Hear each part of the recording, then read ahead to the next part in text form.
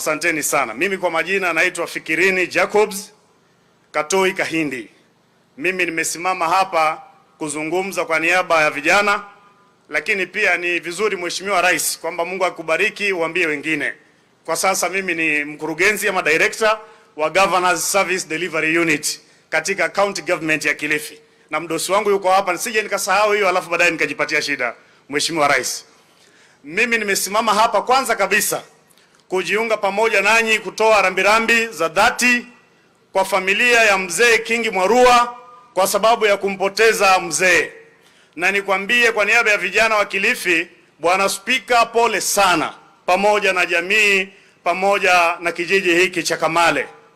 Mheshimiwa Rais, jana tuliambatana na Mheshimiwa Gavana kufika pale katika boma la mzee. Na yale niliyosikia yanazungumzwa kuhusu mzee huyu ni makubwa mno. Cha muhimu ambacho nilikishika, na itakuwa makosa kama sitakitaja hapa, ni ukiangalia umbo la mzee katika picha ile ambayo iko pale, unaona kwamba mzee yuko na jicho moja, lengine hana. Na huyu Bwana Spika alitumia muda kujieleza ni kwa nini mzee alipata upofu wa jicho moja. Akasema wakati wao wakisoma kulikuwa hakuna chochote katika familia yao. Mzee akawa anachukua baiskeli aende huko chini kijiji cha Masa akatafute maji yale ya kudowea kungoja baada ya lisali moja. Na wakati anafunga ile mitungi kwa baiskeli, mpira ukafunguka ukampiga jicho moja.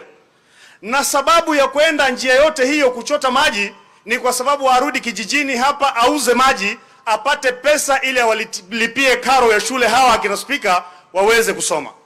Na mimi nafikiria Your Excellency, mzee kama huyu ambaye alikubali kupoteza ili jamii ipate, ni mzee ambaye tuna haki zote leo kusimama hapa na kumuaga kwa heshima kubwa mno. Kwa hivyo nimejiunga nanyi kusema poleni sana kwa sababu ya kumpoteza mzee. Na Your Excellency, pia mimi nikisimama hapa, I pride myself to be one of the many mentees of the Right Honorable Raila Odinga. Na kwa sababu hiyo, Your Excellency, I don't speak for the party, but I personally want to thank you so much for holding the hand of Baba in the AU elections. Hata ijapokuwa matokeo hayakutoka vile tulitaka, lakini Your Excellency ulituonyesha uongozi mkubwa, kushikana mkono na baba yetu na kumtembeza Afrika nzima na kufika pale ambapo tumefika. I believe it is a big improvement in the status of our foreign policy, na Mwenyezi Mungu akubariki sana. Na nikisimama hapa pia, Your Excellency, huyu Bwana Kingi, mimi nataka kuambia sincerely speaking, we the people of Kilifi have never taken for granted the appointment and subsequent election of the Right Honorable Amason Kingi as the Speaker of the Senate. Sisi watu wa Kilifi tunajivunia mno kwamba huyu Bwana Kingi ambaye amesimama hapa leo ni Speaker wa bunge la Seneti, na tunazidi kuomba kwamba ushirikiane naye. Katika ushirikiano wenu pia huku nyuma akishirikiana na viongozi kama governor na wabunge wetu, inaendelea kutusaidia zaidi kama jamii, ili tufute zile historia ya kwamba pia sisi ni watu ulikuwa tunakalishwa mahali kwanza tunaambiwa ngojeni wakati wengine wanaendelea na safari. Mimi nasikia raha sana kuona mnaendelea kushirikiana.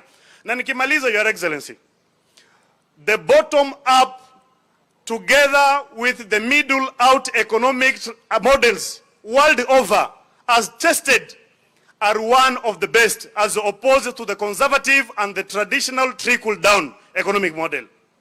Your Excellency, mimi nimekaa, unajua tulikuwa hiyo upande mwingine, lakini tukiangalia pia, Your Excellency, the same enthusiasm ambayo timu yako ilishikilia agenda hii ilitoa matumaini kubwa sana kwa wananchi wetu katika taifa la Kenya. Na mimi ombi tu ni kwamba, Your Excellency, sijui nyinyi mnaongea nini na baba mkipatana, kwa sababu mara nyingi sisi tunaona mko pamoja sana na baba. Wewe labda utatuambia ama baba atatuambia mnaongea nini kutuhusu.